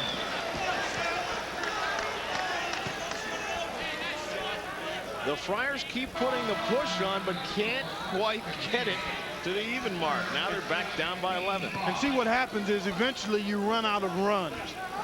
See, when you're trailing by so many and you keep fighting the uphill battle, there are only so many runs you can make. And because Pitt has withstood the rallies, you wonder when the Friars might get to their breaking point. You expend a lot of energy coming from behind, not just physically, but emotionally. You know, you make a good couple of plays and you're still down 7. I mean, that can wear on your psyche. And Morningstar, a guy you don't expect to really hurt you, is actually killing the Friars. He's having a tremendous game. Marquise Bragg hits them both, and once again it's under double digits.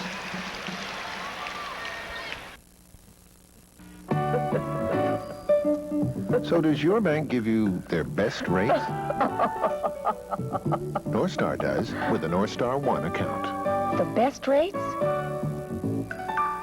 I deserve it. And does your bank put all your accounts on one monthly statement? North Star does. You get one with a North Star One account. One statement with everything? I like that. Back in the 60s, they used to call me the leader of the pack. And high performance meant fast, not high tech. Condensation in your fuel tank can affect your engine. Other products claim to remove water and fuel, only Formula X2 can prove it. So whether you drive a collectible or an injectable, drive trouble-free year-round with the real leader, Formula X2. Formula X2. Get the cure. Available at Aid, Autobahn, US 1, and Pergamon. The Bill. A super showdown in Tampa. NFL Game Day kicks off your day, and NFL Primetime wraps up the night. Live from Tampa, Super Bowl Sunday on ESPN. I'm Bob Lee, the 60-minute Sports Center right after the game. Pistons and Celtics, a game as good as you'd expect. We've got the highlights. Also, we'll be live from Tampa to take a look at the linebackers for Super Bowl 25 and also consider a quarter-century of Super Bowl history. Gary Miller and I at 11 Eastern Time. We'll see you then. Thanks a lot, Bob Lee. We'll see you on SportsCenter. 9-point game, Clark. Darren Morningstar has been a star tonight. Here he works the offensive glass for 2 of his career-high 21. We'll take another look at him pounding the boards. Darren Morningstar has stepped up big tonight. 21 points, 8 boards at 21 points. As I said a moment ago, a career high. Eric Murdoch calls for the foul as Matthews tries to go around him. As you say, without Bobby Martin, that's a tremendous pickup for Paul Evans to have Morningstar be able to turn in a game like this. And also without Brian Shorter playing the most of this second half. He's saddled with 3 fouls, but I think it's more because of Morningstar's strong performance that has kept Brian Shorter on the bench here. The free throws are going on, and Morningstar and Bragg are falling to the floor. Take a look at some of the scores. Mississippi State continues with a good year, win at home over Wins Anderson, and the Crimson Tide.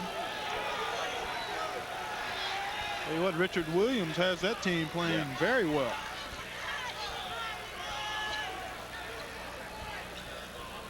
This is the year they feel at Mississippi State they can get into the upper echelon of the SEC, and they have played extremely well this year.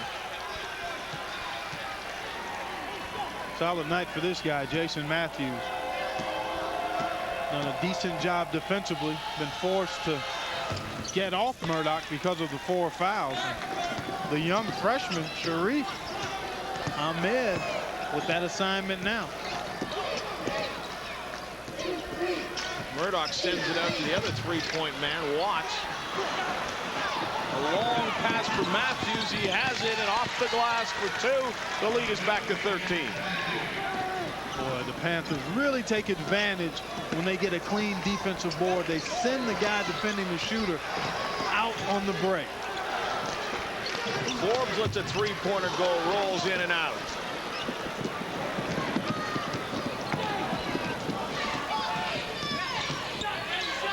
Matthews is open for 3, and just like that, out near the NBA range.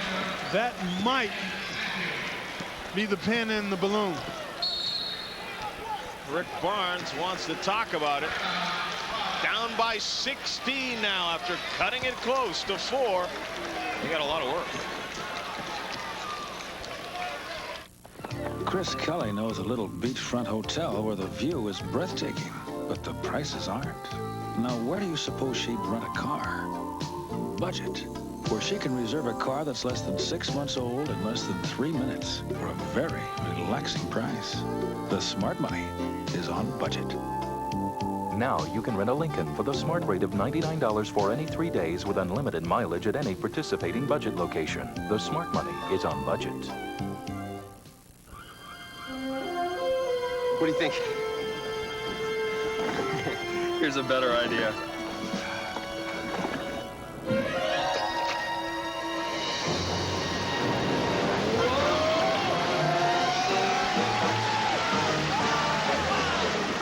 Welcome aboard. Welcome to the Bermuda Triangle. No wonder nobody ever comes back. Yes, it beats so good.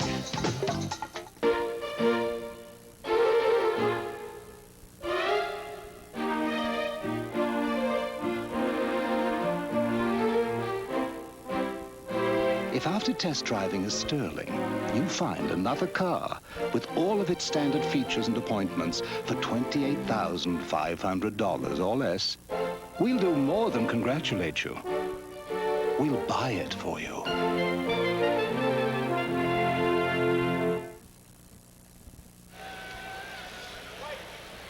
Join us Saturday at 1. Xavier and South Florida in a non-conference game. South Florida defending champions in the Sun Belt Conference. 1 o'clock Eastern time on ESPN's NCAA basketball. The Friars now down 16. 6:40 and some to go. Still time. Eric Murdoch can light it up in a hurry. Gets free and hits the shot. Boy, he's had an outstanding game, but his counterpart has been outstanding as well. Jason Matthews.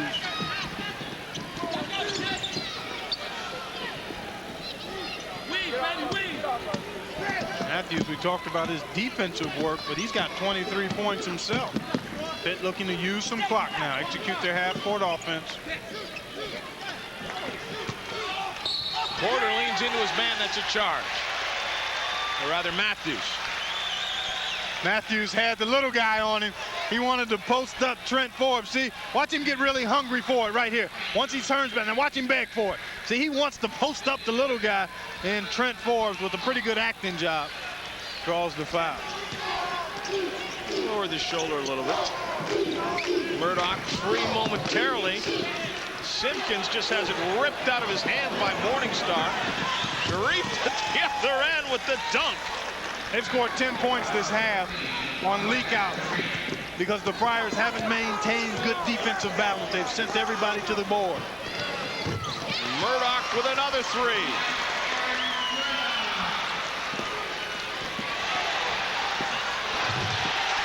Bragg gets it.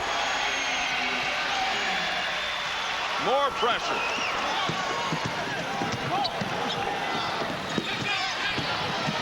Matthews bounces it down to Morningstar. No good. Simpkins has the rebound.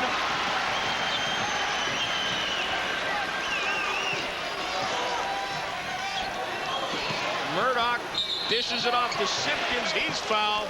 And don't count the Friars out yet. There you see Darrell Porter trying to get his teammates fired up. You know, the Friars trying to put together one more run. Andy Jordan comes into the game, number 4 for Pitt. Eric Murdoch has 40 points in this game. He's within 3 of the record for a Big East game set by Dana Barros back in January of '89 against the Pitt Panthers. Quite ironic.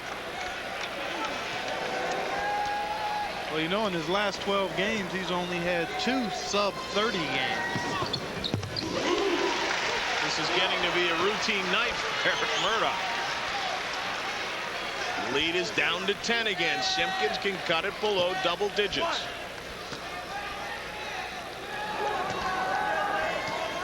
He's giving his tongue a working over.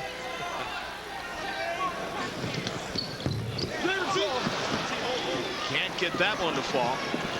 Panthers have done a nice job on the glass. The Friars haven't really had many second shot opportunities. Porter working around Campbell. He walked.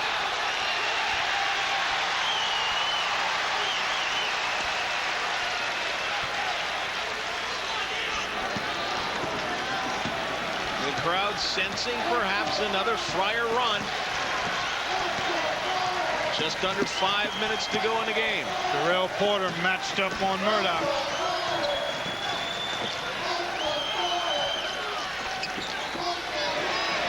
And Murdoch now has just tied the record for a Big East game.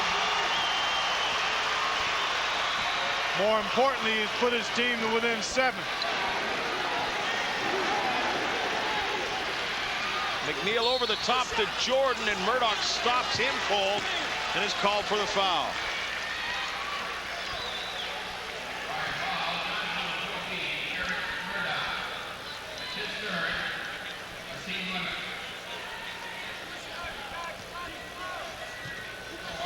Boy, surprising here.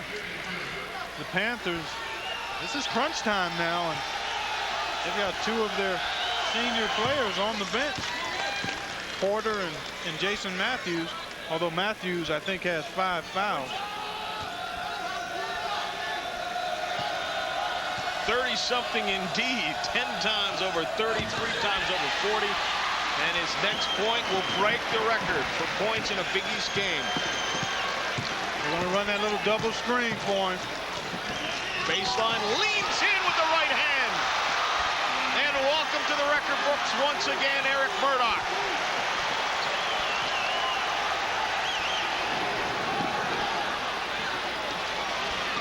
A 6-point Pitt lead. Jordan, no good. McNeil on the other end.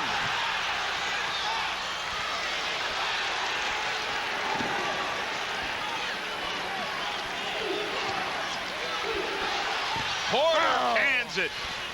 These Panthers just continue to ward off every rally, every run.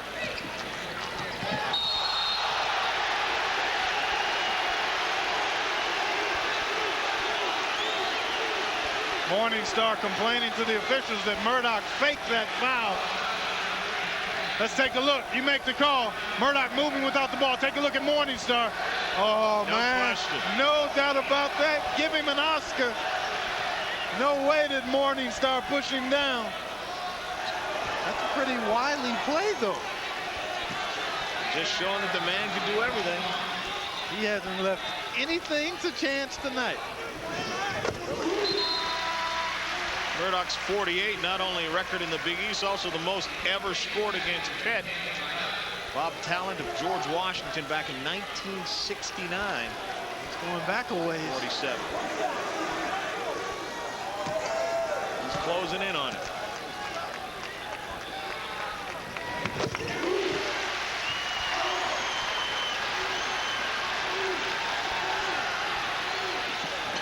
You know, the amazing thing about it is he seems to be stronger now.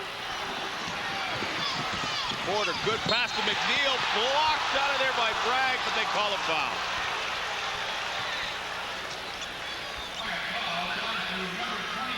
Boy, great hustle by Marquise Bragg to force the big fella to knock it down from the stripe, though. This Pitt team, an excellent free throw shooting team.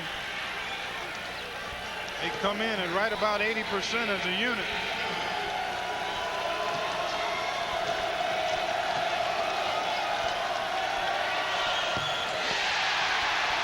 But the free throws late in a tight game are much different than ones during any other portion of the game, and a rather sober bench.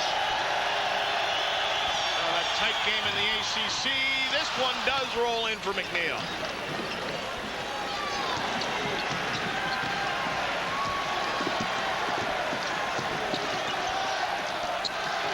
Murdoch around Porter, left hand, no good. You fight out of there, and that'll be Bragg called for that foul.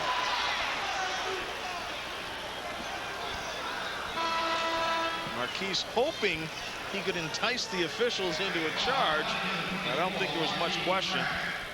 Brian Shorter getting ready to check back in.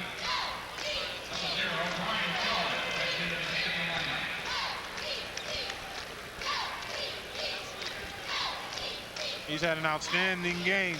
Darren Morningstar, last total we had on him, 21 points. And yeoman's work on the glass.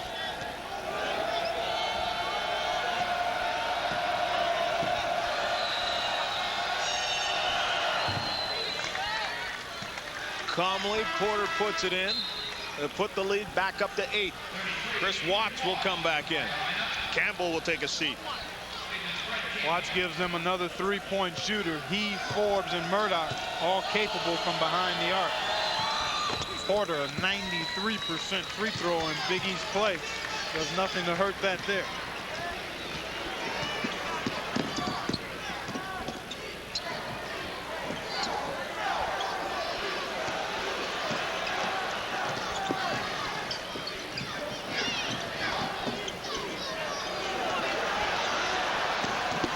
Can't find his way free, just gets it. Forbes loses it on the pass from Murdoch. They're very, very tight on Eric Murdoch, and no surprise there.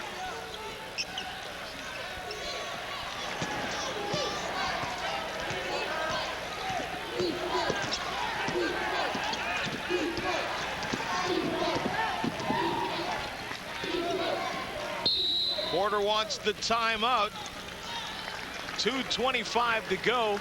A 9-point lead for the Panthers as Paul Evans talks about it.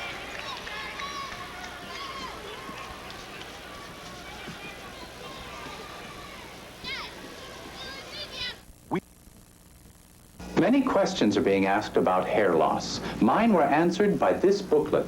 It's free and it's put together by the Hair Replacement Centers. And to help you get it, they'll even give you this 800 number. Now, with this free call, you can find out why their non-surgical individual strand application works. Looking natural is something I depend on. So for me, the Hair Replacement Centers is the natural choice. Call Hair Replacement Centers now for your free informative booklet, 1-800-453-3800. So does your bank give you their best rates? North Star does with a North Star One account. The best rates? I deserve it. And does your bank put all your accounts on one monthly statement? North Star does. You get one with a North Star One account. One statement with everything? I like that. Welcome back. And Pitt was a team last year, Clark Kellogg, who did not go to their bench very deeply, but this year is definitely a different story. Yeah, you look at the comparison from a season ago, and points up considerably. The minutes is the big thing. They play their bench now an average of close to 70, well, right around 72 minutes a game. That's not been the case tonight, but you have to point out that if Bobby Martin's in the lineup, Morningstar most likely comes off the bench, and I don't know if he can give you the same type of numbers that he produced tonight coming off the bench. But nonetheless, this Pitt Panther team, a much deeper team, and Paul Evans not afraid to use that bench. And what it does, it gives you flexibility, fresher players, but it also puts some pressure on your starters to perform night in and night out, because somebody on the bench can come in and replace them. Absolutely.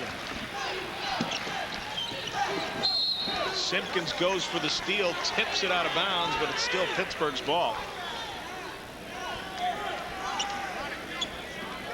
Pitt now in the perfect position. They'll get to the stripe on any foul. They just want to handle the ball and make their free throws. You're not going to get away with that. Eric Murdoch whistled for the foul as he reaches around. Unless the ball goes flying a lot of times. Every time the official sees you do that, he's going to blow the whistle. It's almost one of those given calls. And that's a guy you don't want to send up there. You really don't, although he missed one against UConn. I'm sorry, against St. John's. Yeah. Would have tied it late. That's even more reason you don't want to send him to the stripe in the next game. The odds are against you. Murdoch around Sadler, lets it fly from way out. Watts from behind, knocks it free and knocks it right to Simpkins.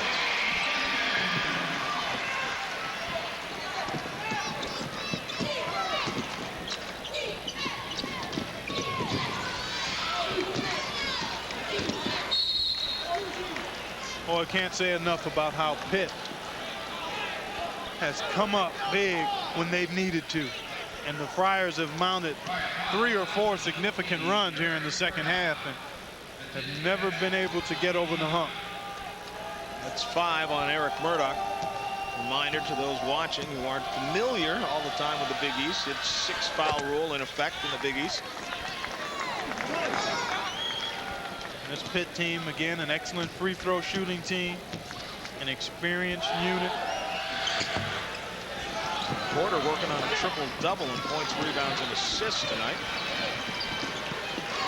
He's a versatile player, does a lot of things for this team. Murdoch is free, lets it go. And again, the other way, just as you talked about it, Clark. They like to fly in a hurry this time, too. Shorter shot is good.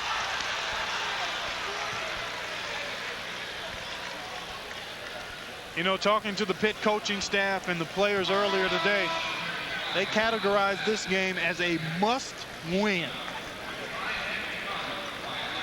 And they've just about sealed it now. Eric Murdoch time.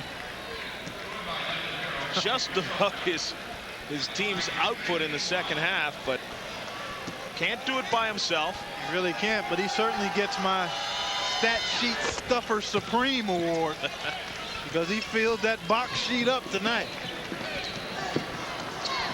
The question is whether it's going to reach 50 or not. That may not be much of a question either. McDonald nowhere to go and no help momentarily. Watts for 3, that's off the mark. Well, you can just see the emotion drained out of the Friars. They've expended so much physical and emotional energy, and they now realize that it's not going to happen tonight. Watts reaches and gets called for the foul, stopping the clock at 55 seconds, but this one has gotten away from the Friars. They made a valiant run in this half. Well, you look back to this game and you have to talk about a couple of things. First, the quick start by the Panthers, initiated by their defense and their physical play. Then in the second half, when the Friars made their runs, it seemed anytime they missed a good shot, the Panthers were off and running. Clean board, a guard got out, either Matthews or Sharif, and was able to finish at the end because the Friars didn't get back defensively. And that happened half a dozen times in the second half. Matthews now with 25. Gary Miller and Bob Lee coming up following this game. Super Bowl coverage from Tampa. NBA highlights as well. So stay with us.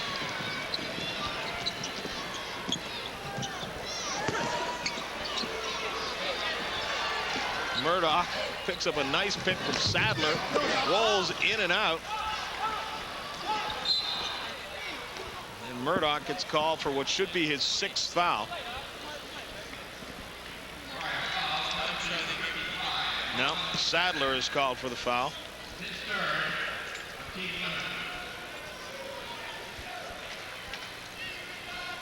Huge win for the Panthers. They've been labeled a team that can't really win on the road. At least in the last 2 seasons they haven't had much success, but this on the heels of a tough loss at St. John's. A real big win for them, and they got some standout performances from Daring Morningstar and Jason Matthews in particular. Morningstar, I have to agree with whoever it was that said that Morningstar may be the most improved player in the Big East Conference. I tell you what, he stood tall tonight, and he just did it with physical play. Took all good shots, banged the glass, and I really don't know if he can play much better than he did tonight. It's Omo Moses now working on Murdoch. The shot by McDonald is no good.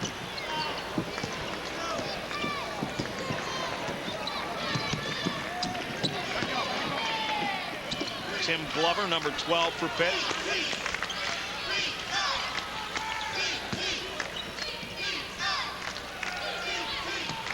Under 10 seconds to go, and the Pitt Panthers have the victory. It's another steal, though, for Eric Murdoch. He's not going to finish without putting another couple of numbers on the stat sheet. He's been outstanding. Hats off to his effort and performance. And I think the crowd really appreciates it.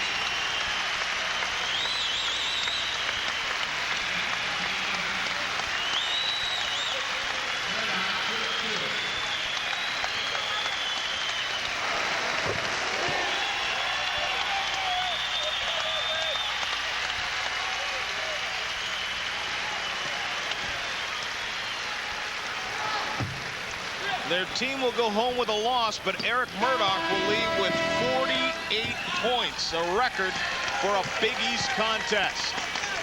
92-79 is the final. The Pittsburgh Panthers have the victory. Stay with us. SportsCenter's up next with Bob Lee and Gary Miller. They'll have the rest of the day sports. Thanks for watching. Good night.